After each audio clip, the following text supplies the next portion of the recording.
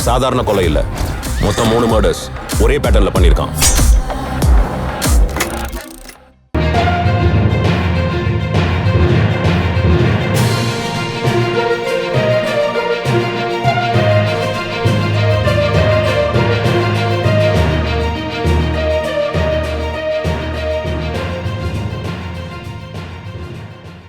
Spotlight நேயர்களுக்கு வணக்கம். நான் உங்க விஜய் சௌமியா, என்னுடன் RS கார்த்திக் அவர்கள்.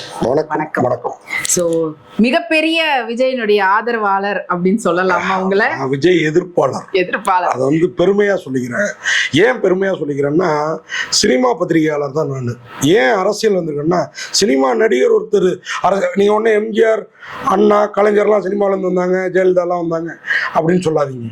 விஜய் மாதிரி ஒருத்தர் வர்றத நான் கொஞ்சம் கூட விரும்பல. அததான் அவரும் சொல்லியிருக்காரு, சினிமாக்காரன் அரசியலுக்கு வரக்கூடாதா அப்படின்றதையும். சினிமாக்காரன் வரக்கூடாதுன்னு சொல்லல, சினிமா பத்திரிகைக்காரனே அரசியல் பேச வந்திருக்கிறேன்.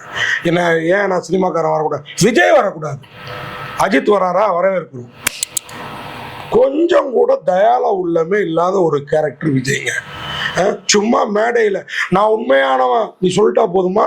எங்களுக்கு தெரியுமா, மதுரை சிங்கம் கட்சித்த கதை தானே. சீமான கேட்டா அணில் குஞ்சு கக்கா போச்சும்பாரு. நீங்க பதிலடி கொடுக்கிற விதத்துல ஓப்பனிங்கே வந்து சிங்கம் வந்து இவருக்கு ஏங்க அது சூர்யாவோட டைட்டில், இவர் எதுக்கு அதை எடுக்கிறாரு? சினிமான்னு நினைச்சுக்கிட்டே காமெடி பண்ணக்கூடாது. இது அரசியல் களம்.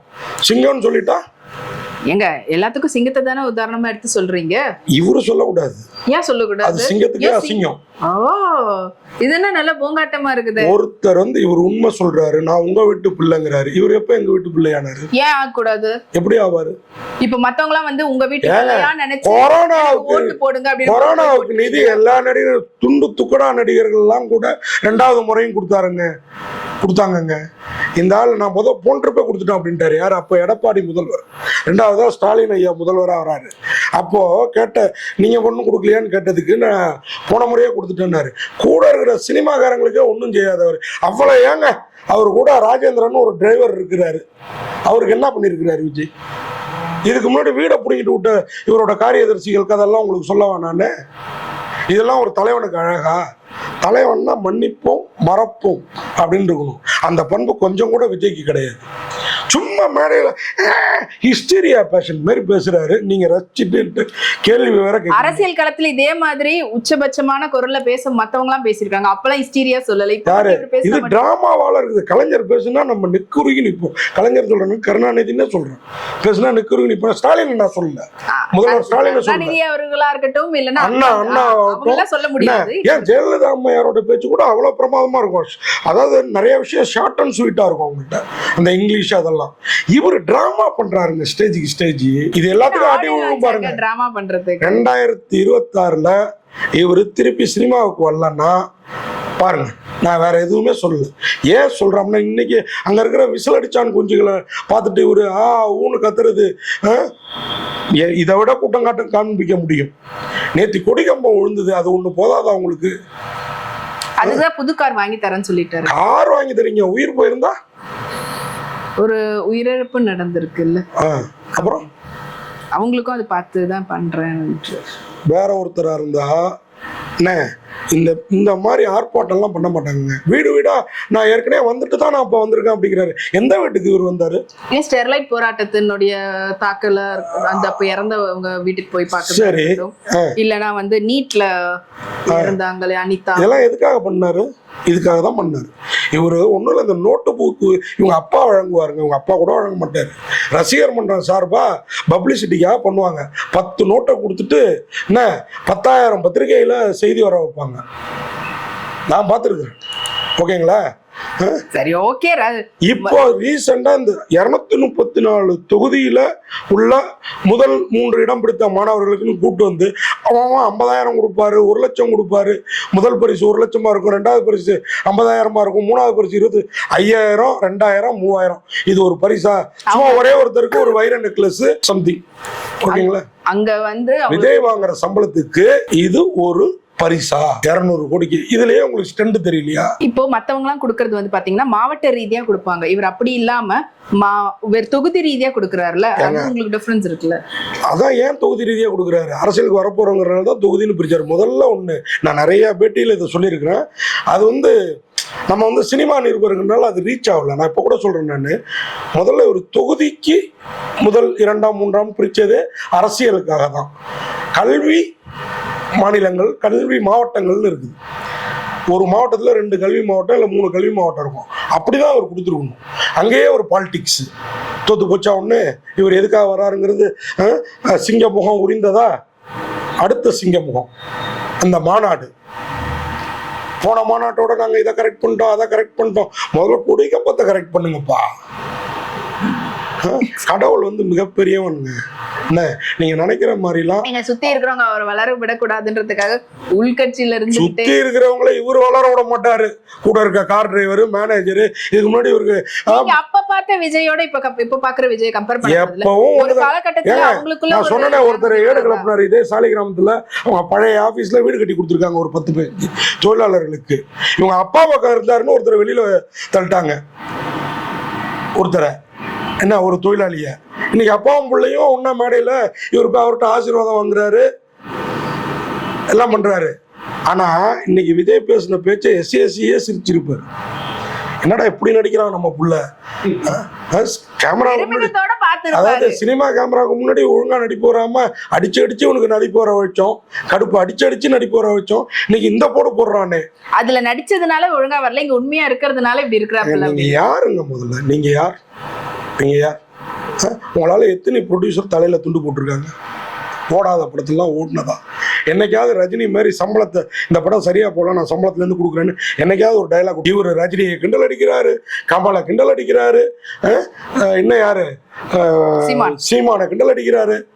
சீமான் வந்துங்க, சீமான்கிட்ட வந்து ஒரு கோபம் இருக்கு ஒழிய அவர் பேசுறதெல்லாம் பாத்தீங்கன்னா அப்படி எடுத்து வச்சுட்டு பேசுறாருங்க. ஒண்ணு கேட்கிறாருங்க. இப்போ ரீசெண்டா பார்த்தேன் நான், ஏன்பா வன விலங்குகளுக்கு பாதிப்பு வந்துடும், ஆடு மாடு மேய்க்க போகக்கூடாது, சுள்ளி பொறுக்க போகக்கூடாதுன்னு சொல்றீங்களே, கிரானைட் கற்களை அதே மலைப்பகுதியில் அங்கே வெடி வைக்கிறீங்களே, அதில் செத்து போவாதா? எனக்கு இவ்வளோ நாள் தோணவே இல்லை. என்ன நானே சுனியமாக நினச்சிடாதீங்க. என்ன கேள்வி? அந்த மாதிரி ஒரு பாயிண்ட் பிடிச்சி பேச சொல்லுங்க விஜயா. சினிமாவா அது ஆக்ஷன் கொடுக்கறதுக்கு? உண்மையா நீங்க வந்து நீ கலாய்க்கலாம். யாரை கலாய்க்கிற? கமல்லாம் என்ன லட்சியத்தோட உள்ள வந்தார் தெரியுங்களா? நீங்க இருக்கீங்களா 2 எலெக்ஷன். சீமான் இன்னை வரைக்கும் இருக்கிறாரு. அந்த விதத்துல அவரை வரவேற்கணும். தனித்தே நிக்கிறார். அவருக்கு மேல எனக்கு நிறைய வருத்தம் இருக்குது. பத்திரிகையாளரை கையை வாங்கிட்டு போறது, வா பொண்ணு ஒருமையில பேசுறது, இதெல்லாம் இருக்குது. ஆனா சீமான்கிட்ட ஒரு உள்ளுக்குள்ளார ஒரு உணர்வு இருக்கும். அந்த உணர்வு சுத்தமா விஜயோட முகத்திலையும் தெரியல, பேச்சிலையும் தெரியல. இன்னைக்கெல்லாம் உண்மையா ஒரு உணர்வு இல்லாம தான் பேசுறாருன்றீங்களா? கண்டிப்பாங்க. உதட்டளவுல இருந்து வர்ற வார்த்தைகள்ங்க. இதுக்கு முன்னாடி வரைக்கும் எழுதி வச்சுட்டு பேசினாரு, பார்த்து இன்னைக்கு நெட்ரு பண்ணி அடிச்சிருக்கிறாரு. Dialogue, cinema dialogue. இப்போ 10 பக்கம் வசனத்தை ஒரே டயத்துல ஒரு படத்துல கூட பேசிருக்க மாட்டாரு. இன்னைக்கு பேசினாரு. 35 நிமிஷம் பேசினாரு. 35 நிமிஷம். ஒரு 5 நிமிஷத்துக்கு ஒரு பக்கம்னு வச்சுக்கோங்க, 2 பக்கம்னு வச்சுக்கோங்க. நான் சொன்ன 10 பக்கம் கரெக்ட் ஆயிடுச்சா? இதோட அந்த தம்பி அவர் யாரு? ஆதவ அர்ஜுன். நீங்க ஆதவ அர்ஜுனா மாறி ஒருத்தரை கூட வச்சுட்டு நீங்க எப்படியா ஊழல் ஒழிப்பீங்க? லாட்ரிங்கிற ஒரு நல்ல கேரளாவில் பல பேர் வாழ்ந்துட்டு இருக்கான். லாட்ரியால தொழிலாளர்களும் வாழ்ந்துட்டு இருக்கான். திடீர்னு வாரத்துக்கு ஒருத்தன் கோடீஸ்வரன் ஆகிறான். உங்களால ஒழிஞ்சு போச்சையா மார்ட்டினால லாட்ரிங்க? லாட்ரி இருந்தா இன்னைக்கு மதுக்கடை இவ்வளவு அளவுக்கு பல்கி பெருகி இருக்காது தமிழ்நாட்டில். அந்த லாட்ரியை ஒழிச்சதுக்கு யார் காரணம்? மார்ட்டினோட மருமக பிள்ளை தானே இந்த ஆதவ அர்ஜுனா. அவரை வச்சுட்டு ஒரு ஊழல் ஒழிச்சிருவாராமா? அவரு காசுல தான் இவர் மஞ்சள் குளிச்சிட்டு இருக்கிறாரு. பேசுனா பேசிட்டே இருக்கலாங்க. அது மட்டும் இல்லாம இப்போ பிஜேபியை வந்து எதிர்த்து சொல்லக்கூடியதா இருக்கட்டும், இல்ல திராவிட கட்சியா இருக்கக்கூடிய திமுக ஆளுங்கட்சி நிறைய பிஜேபி எதிர்த்தா நாளைக்கே அங்க ஆட்சி மாறிடுமாமா? தமிழ்நாடு சட்டமன்றத்துக்கு முதல்ல நீ எத்தனை சீட்டோட வர அதை பாரு. ஓகேங்களா? தனித்து நின்னா தனித்து தான் நிக்க போறேன். நிக்கிறாரு இல்லையா? என்ன ஆகுதுன்னு பாருங்க. இந்த கூட்டணிக்கு வரவங்க இதை விட தான்ங்கிற அகந்த இருக்கு பாருங்க. உங்க ஓட்டு புள்ளங்கிறாரு, அப்புறம் மதுரை கிழக்குலையும் நான் தான் நிற்பேன், மேற்குலையும் நான் தான் நிற்பேன், மத்தியிலையும் நான் தான் நிற்பேன், உசிலம்பட்டிலையும் நான் இன்னும் முடிக்கல. என்ன சினிமா டைலாக் அது? இல்ல, அவர் என்ன சொல்ல வர்றாருன்னா, யார் நின்னாலும் அவங்க வந்து விஜய் தான் அப்படின்ற ஒரு ஏன் அப்ப அங்க நிக்கிறவனுக்கு எல்லாம் மரியாதை இல்லையா? விஜய்க்கு மட்டும்தான் மரியாதை. அப்ப நீ ஏன் நின்னுக்கோ? கட்சி தலைவரா அவரை வந்து நேசிக்கக்கூடிய இதெல்லாம் வந்து என்னாலதான்டா நீங்க என்ன அவங்களுக்கு மறைபொருளா உணர்த்துறது. இது எல்லா அரசியல்வாதிகளும் பண்ற மாதிரி தான் நீயும் பண்ணிட்டு இருக்க. அப்புறம் நீங்க என்ன புதுசா பண்ணிட்டு போறீங்க? இது மட்டும் இல்லைங்க, நான் உங்க குழந்தைகளுக்கெல்லாம் மாமான்னாரு, தாய் மாமா. கரெக்டா நீங்களே பாயிண்ட் கொடுத்தீங்க. இவரு தாய் மாமாவா? இவரோட தாய் மாமா இவர் எப்படி வச்சிருக்கிறாரு தெரியுமா? இதே விருகம்பாக்கத்தில் இருக்கிறாரு எஸ்.என். சுரேந்தர். என்ன மாதிரி ஒரு கேப் போட்டுட்டு சுத்திட்டு இருப்பாரு. அவரு பையன் நடிக்க வரான்னு சொன்னாப்லங்க. சென்னை 28 நடிச்சிருப்பாப்ல அந்த தம்பி. அவனை வர விடாம பண்றதுக்கு இவங்க குடும்பம் என்ன பண்ணுச்சு தெரியுமா? சொந்த தாய் மாமா. இன்னொரு மாமா இருக்காரு செல்வான்னு ஒரு கேமராமேன். அவர் ஒண்ணு விட்ட மாமா. இவர் ஒண்ணு விட்ட மாமாவும் இல்ல. என்ன நீங்க லேடியா இருக்கீங்கன்னா டயலாக் நான் வேற மாதிரி சொல்லுவேன். இவரெல்லாம் தாய் மாமான்னு சொல்லிட்டு ஸ்டாலின் அப்பான்னு சொல்றாருன்னா, இன்னைக்கு ஒரு பக்கம் மதுக்கட்டையெல்லாம் இருக்குதுங்க. முதல்வர் மாண்புமிகு ஸ்டாலின் சொல்றாருன்னா, அந்த 1000 ரூபா ஸ்கீம் எலெக்ஷனுக்காவது கடைசி நேரத்தில் இன்னும் ஒரு வருஷம் இருக்குது, 10-12,000 ரூபா பெண்களுக்கு கிடைக்குது இல்ல. மதுக்கடையை ஒழிக்கிறோன்னு சொல்லிட்டு வர்ற யாரும் ஒழிக்க மாட்டாங்க. கள்ளுக்கடையை திறந்தால்தான் ஒழிக்க முடியும். அதுக்கு சீமான் தான் வரணும், வேற யாரும் அதை அங்கீகரிக்கவே மாட்டாங்க. சீமானும் வந்த பிறகு நம்ம, அதாவது நீங்க எல்லாம் பாக்குற முதல்வர், பிரைம் மினிஸ்டர், இவங்களை ஆட்டு வைக்கிறதுக்கு சிலர் இருப்பாங்க. ஓகேங்களா? அவங்களோட சொல்லுக்கு தான் நீங்க கட்டுப்பட்டு. நீங்க நினைச்சா மதுவை தூக்கி போட்டுற முடியாது. அந்த விதத்துல ஒரே ஒருத்தர் தான் எனக்கு பிடிச்ச கலைஞர் கூட கிடையாது. ஜெயலலிதா அம்மையார் மட்டும்தான் யார் பேச்சுக்கும் கட்டுப்படாம இருந்தாங்க. அவங்க ஒருத்தர் தான் அந்த தலைவி. புரியுதா உங்களுக்கு? என்னன்னா இங்க ஆட்சி அமைச்சு இங்க இது பண்றதுக்கு சில விஷயம் இருக்கு. அது விஜய் பண்ற அரசியலுக்கு சுத்தமா எடுக்கூடாது. இந்த மாமா ஸ்டாலின் அப்பான்னு சொன்னா நீ உடனே தாய் மாமான்னு சொல்லுவியா? அவரை நீ அப்புறம் அங்கிள்னு கூப்பிடுற, உன்ன மாமான்னு சொல்லிட்டு? நீ உன் சொந்த மாமாவே அங்கிள்னு கூப்பிடல, தாய் மாமாவே. எஸ்.என். சுரேந்தர் பாடகர், நம்ம மைக் மோகனுக்கு கடைசி வரைக்கும் குரல் கொடுத்தவர் அவர் தான். விஜய் எல்லாம் வந்துங்க அரசியலுக்கு 10% இல்லை, 1% கூட லாய்க்கு இல்லாதவர். இதை வர்ற எலெக்ஷன் ப்ரூவ் பண்ணும். அப்படி ஒரு வேளை எலெக்ஷன்ல ஒரு 10 சீட்டு 20 சீட்டு கிடைச்சிருச்சுன்னா கூட இவங்களை கையால பிடிக்க முடியாது. என்ன அதுக்கப்புறம் தமிழகத்தோட தலைவர் ரஜினி சொன்ன மாதிரி தான் சொல்லணும். தலையெழுத்த யார், நான் சொல்றது மொத்த ஆட்சியும் இல்ல, 20 சீட்டுக்கு. புரியுதா உங்களுக்கு? இன்னைக்கு நீங்க திமுக ஆதரவாளரா? இல்ல நான் திமுக ஆதரவாளர். எனக்கு எடப்பாடியை தாங்க ரொம்ப பிடிக்கும். அடுத்து அவர் வரணும்னு கூட விரும்புறேன்னு ஓப்பனா சொல்றேங்க. இன்னைக்கு இருக்கிற ஆட்சி நல்லா தான் போயிட்டு இருக்குது. குறைகள் இருக்குது, போலீஸ் ஸ்டேஷன், இந்த விஷயங்கள்லாம் நமக்கே தெரியுது கட்டுப்பாட்டில் இருக்கா இல்லையான்ட்டு. ஆனால் ஒரு ஆட்சி கட்டில் அமர்ந்து ஒரு நாட்டை கண்ட்ரோலில் வைக்கிறதுங்கிறது மதுரையில் ஒரு மூலையில் மாநாடு நடத்திட்டு முதல்வர் கனவு கண்டுட்டு வர்ற விஷயம் கிடையாது. இது அவங்களுக்கு எடப்பாடி ஆட்சி பண்ணப்ப எடப்பாடி இதெல்லாம் என்னப்பா ஆட்சி மேலேருந்து ரூல் பண்ணுறாருன்னு அவர் என்ன நிலையில், இன்னைக்கு ஸ்டாலின் ஆட்சி பண்ணுறப்போ இதுக்கு எடப்பாடி ஆட்சியே பெட்டர்ன்றாங்க. இதுதான் மேபி எடப்பாடியோட சேர்ந்து கூட்டணியில் வந்தாருன்னா அந்த ஒரு அசம்பாவிதம் நடந்துடக்கூடாதுன்னு நான் ஆண்டவனை பிரார்த்திக்கிறேன். ஏன் அப்படின்னா ஏன் விட்டு தாராளமா மாறி போயிடும் வேற கட்சிக்கு. ஏன்னா விஜய்ங்கிற ஒரு விஷ செடி. இதுக்கு மேல வார்த்தையே உங்களுக்கு பண்ணாரு அவரு? எதுவுமே பண்ணலங்க. 32 வருஷமா பத்திரிகையாளரா இருக்காங்க, சினிமா பத்திரிகையாளரா. அவரோட கல்யாணத்துக்குலாம் கூட கார்ல போயிருக்காங்க. ஒரு நடிகரா ஒரு பத்திரிகையாளர்களை சந்திக்க திராணி இல்லாதவர் ரஜினிலாம் எப்ப நிறுத்தினாரு பத்திரிகையாளர்களை சந்திக்க? கமல் இன்னைய வரைக்கும் சந்திக்கிறாரு. ஒரு சினிமா பத்திரிகையாளர்களை சந்திக்க இயலாதவர் நாளைக்கு ஜெயலலிதாவோட மோசமா பத்திரிகையாளர்களை நடத்துவாரா, நடத்த மாட்டாரா? பத்திரிகையாளர்களை என்ன உங்களுக்கு என்ன கும்பாமலத்திற்கு நீங்க கேட்காதீங்க. பத்திரிகையாளர்கள் தான் உங்களுடைய கண்ணாடி. புரியுதா உங்களுக்கு? அங்க உங்களை வந்து பிரதிபலிக்கிற பிம்பம் அவங்க தான், மக்களுடைய பிரதிபலிப்பு. எப்படி எம்எல்ஏ எம்பி உங்களுக்கு சட்டமன்றத்துல பிம்பமோ, இந்த எம்எல்ஏ எம்பிக்கெல்லாம் எதிர்த்து கேள்வி கேட்கறதுக்கு பத்திரிகையாளர்கள் தான் பிம்பம். ஸோ இவங்களை சினிமாவிலேயே மதிக்காத விஜய், உங்களுக்கு தெரியுமா அஜித், நான் திருப்பி அஜித், நீங்க உடனே அஜித் கூட தான் சந்திச்சது கிடையாது. இப்பங்க ஒரு பீரியட் எல்லாம் ஒய்ஃபோட வந்துருவாரு, பார்ட்டி ஃபுல்லாக நிற்பார். விஜய் என்ன திரும்ப பண்ணுவார், பிரியாணி விருந்துன்னு பந்தியில் உட்கார 3 பேர் கூட கிடையாது, 1.5 பேருக்கு அரை கரண்டி பிரியாணியை வச்சுட்டு அப்படியே எஸ்கேப் ஆகிடுவார். இவர் நம்ம நைட்டு 12 மணி வரைக்கும் பார்ட்டி முடிகிற வரைக்கும் அஜித் மனைவியோடு நிற்பார். அவர் தண்ணி அடிக்க மாட்டார், கையில் ஏதோ ஒரு கூல்ட்ரிங்க்ஸ் கப்போட. இதெல்லாம் வெளிப்படையாக இன்னைக்கு பேச வேண்டிய சூழலுக்கு நான் தள்ளப்பட்டதுனால இதெல்லாம் சொல்கிறேன் நான். இவர் வீட்டு மொட்டை மாடிக்கு நம்ம போகணும், அவர் ஸ்டார் ஹோட்டலில் பார்ட்டி கொடுப்பாரு. அங்கே என்ன நடந்துச்சுன்னா, நம்ம பத்திரிகையாளர்கள்லாம் சில நண்பர்கள் இருக்காங்க, நம்ம குடிச்சா நம்ம கையை நம்மளாலே மூந்து பார்க்க முடியாது, அஜித்தை கட்டி பிடிச்சி முத்தம் கொடுத்தா எப்பா அவங்க சங்காத்தமே வேணான்னு நிறுத்தினார். அஜித்தெல்லாம் குறைய சொல்லக்கூடாது. ஆனால் இன்னைய வரைக்கும் கொரோனா அப்போ பத்திரிகையாளர் சங்கம் தொடங்கி முதல்வர் வரைக்கும் அத்தனை லட்சங்களா அத்தனை கோடிகளா வாரி கொடுத்தாரு அஜித். விஜய் என்ன பண்ணாரு, அவரே வந்து மக்கள் கிட்ட கொடுத்தாரு, கெடுத்தாரு. ஏங்க நீங்க வேற எச்ச கையால காக்கா ஓட்ட மாட்டாருன்னு நான் திரும்ப திரும்ப சொல்றேன். இதே சாலிகிராமத்தில் தான் நானும் குடியிருக்கிறேன். வரலாம் உண்மையா போன ஜென்மத்துக்கு புண்ணியம். இந்த குதிரை ரேஸ்ல ஃபுளுக் குதிரைம்பாங்க, அந்த மாதிரி ஃபுளுக் குதிரை. அது சினிமாவுக்கு ஓகே, அரசியலுக்கு அவரை ஒருவேளை அவரே இப்ப மாற்றம் பண்ணிட்டு வந்திருந்தாரு. எப்படி ஏங்க உங்களுடைய இயல்பு, நான் இப்படி பேசுறேன்னா இதாங்க என் இயல்பு, நான் வாரி கொடுக்குறேன்னா அதுதான் என் இயல்பு. இது மாறவே மாறாது.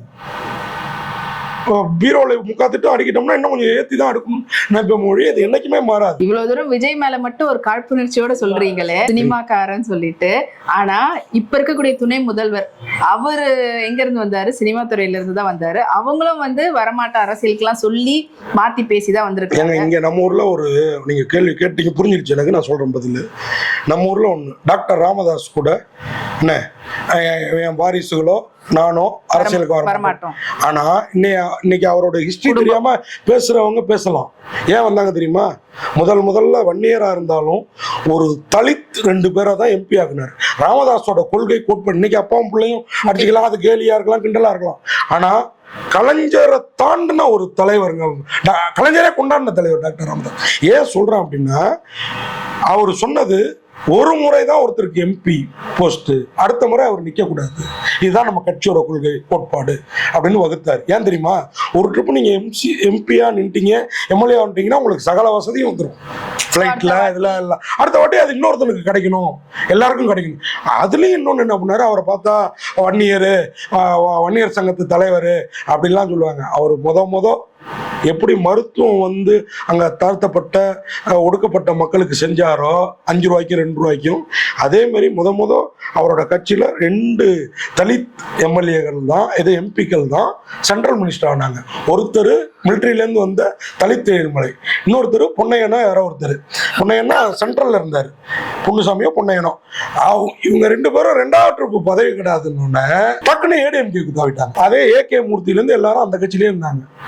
அப்பதான் அவருக்கு தெரிஞ்சுது நம்ம சாதி தான் நமக்கு சப்போர்ட்டா இருக்கும் அப்படின்னு. அப்ப நம்ம சாதியே நமக்கு சப்போர்ட்டா இருக்குன்னா நம் மகன் எவ்வளவு சப்போர்ட்டா இருப்பான்னு மகனை இதை ஆளுமை பண்றதுக்கு வேணும் அப்படின்னு கொண்டு வந்தார். புரியுதா உங்களுக்கு? அப்ப அதுக்கப்புறம் சில இயல்பான விஷயங்கள். இப்போ நீங்க கேட்டீங்களா, அந்த கேள்விக்கு வரேன் நான். கலைஞர் ஃபேமிலி, கருணாநிதி ஃபேமிலி, அவங்க வந்து நேரு ஃபேமிலியை பழிச்சாங்க, பரம்பரையா குடும்ப அரசியல் பண்றாங்க அப்படின்னு. இன்னைக்கு என்ன நடந்தது? இவங்களும் குடும்ப அரசியல் தான் பண்றாங்க. ஏன்? அதுதான் நம்மளை விட்டு அந்த நாட்டை காக்க நல்லவன் வேற யாரும் இல்லைன்னா அவங்களுக்கு எப்படி விஜய்க்கு தோணுதோ அந்த மாதிரி அவங்க குடும்பத்துக்கு தோணுது. இப்போ நாளைக்கு விஜய் வந்தோன்னே விஜயோட பையன் வருவாப்புல, கூட இருக்காப்புலையான்னு தெரியல, அது வேற கொளுத்தி போடுறாங்க, பொண்டாட்டி இல்லை புள்ள இல்லை அப்படின்ட்டு. ஓகேங்களா? எது இல்லைனாலும் தான் ஆடா விட்டாலும் தன் தசையாடும். இப்போ ஏன் எஸ்.ஏ. சந்திரசேகர் திருப்பி போய் விஜயோட சேர்ந்துருக்கிறாரு? அதுதான் புள்ள பாசம். எவ்வளோ நேர்மையான அப்பனும் பையன்னு வந்துட்டா ஒரு படி இறங்கிடுவோம். எல்லாரும் மனுநீதி சோழனா இருக்க முடியாது.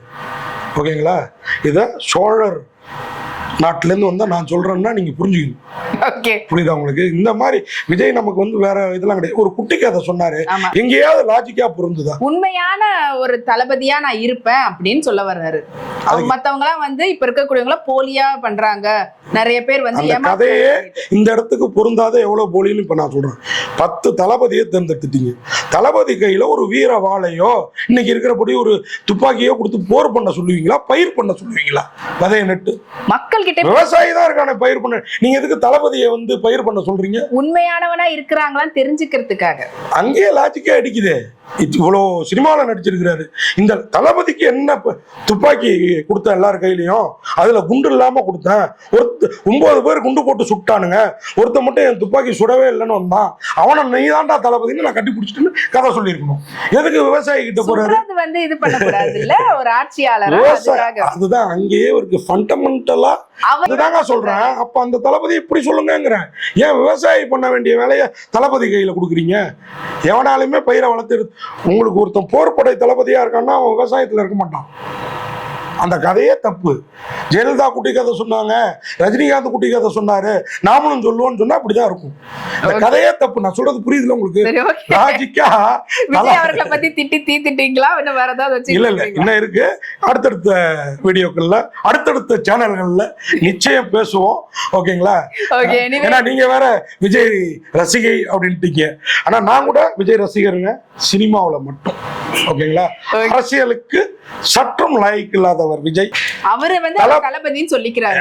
உங்க பாயிண்ட்டுக்கே வரேன். தளபதி தளபதிங்கிறாரு. ஒரு தளபதிக்கு இவரே காப்பி அடிச்சு ஸ்டாலினோட தளபதிங்கிற பட்டத்தை தான் தூக்கிக்கிட்டாரு. இல்ல, அவருக்கு ஃபர்ஸ்ட் படத்திலேயே அவருடைய ரசிகர் வந்து பார்த்துட்டு எழுதின பேரு தான் அது. அப்ப தளபதி இங்க சினிமாவுல நான் கரைச்சு குடிச்சவங்க 32 வருஷமா சினிமா பத்திரிகையாளர் மட்டும்தான் நான். அதான் தளபதி படம் வந்திருந்ததுனால அந்த பேரை அப்ப சொல்லி இருக்கிறாரு. அதான் அது எப்படி ரசிகரா இவரா ஆசைப்பட்டு வச்சுக்கிட்டது? எந்த ரசிகர் இருந்தாங்க? நீங்க இன்னைக்கு ஒருத்தர் நடிக்க வந்தா ஒரு 100 ரசிகர் மன்றம் தொடங்குவாங்க. நம்ம ஊர்ல தெரியாத கோடம்பாக்கத்துல. தளபதிங்கிறது ஸ்டாலினை பார்த்து காப்பி அடிச்சது. இன்னைக்கு நீ அவர் அங்கிள்ங்கிற, அவர் அப்பாங்கிறாரு, நீ பையங்கிற. எங்க வீட்டுக்குள்ளார நீ எனக்கு தெரியாம எப்படியா வந்த? அப்பான்றது மட்டும் வீட்டுக்குள்ள எப்படி? அப்பானா அவர் அவ்வளவு நிறைவா செஞ்சிருக்கிறாருங்க. சொன்ன வாக்குறுதியில அவ்வளவு நிறைவு. அதே மாதிரி பிள்ளையா நான் பண்ண தப்பெல்லாம் மறந்துட்டு இதுக்கப்புறம் நான் நல்லபடியா நடந்துப்பேன், அதுக்காக என்ன ஏத்துக்கோங்கன்னு சொல்றாரு. எந்த பிள்ளை? வீட்டுல நம்ம வீட்டு பிள்ளைனா ஒரு சிஎம் இதுக்கே கேஸ் போடலாம் தெரியுமா தமிழக அரசு? அங்கிள் அங்கிள்னு ஒரு சிஎம் கூப்பிடலாமா? அங்கிள் என்ன தப்பான வார்த்தையா? உதயநிதி ஸ்டாலினுடைய ஃப்ரெண்ட். இப்ப உங்க வீட்டுல உங்க பையனுடைய ஃப்ரெண்ட் உங்களை வந்து எப்படி கூப்பிடுவாங்க? நீங்க ஃப்ரெண்டா இருக்க வரைக்கும் ஓகே. நீங்க என்ன எதிர்த்து கட்சி ஆரம்பிச்ச பிறகு எதுக்கு என்ன நீங்க அங்கிள்னு கூப்பிடுறீங்க? ஏன் அப்படின்னா அதுக்கு அங்கிள் கூப்பிட கூடாதுன்னு எந்த ஒரு ரூல்ஸும் இல்ல. கூப்பிடவே கூடாது. இந்த மாதிரி சபை நாகரிகமே தெரியல அவருக்கு. இவர் தளபதியா இருக்க மட்டும் இல்ல, அரசியல்வாதியா இருக்கவும் லாய்க்கு இல்ல. இதுதான் என் கருத்து. இது என்னுடைய ஆணித்தரமான கருத்து. ஆனா சினிமா நடிகரா அவரை 2026க்கு அப்புறம் வரவேற்க முதல் ஆளா நானும் நிற்பேன் அப்படின்னு சொல்லி விடைபெறுறேன். நன்றி, வணக்கம். இந்த வீடியோ உங்களுக்கு பிடிச்சிருந்தா லைக் பண்ணுங்க, கமெண்ட் பண்ணுங்க, ஷேர் பண்ணுங்க, சப்ஸ்கிரைப் பண்ணுங்க.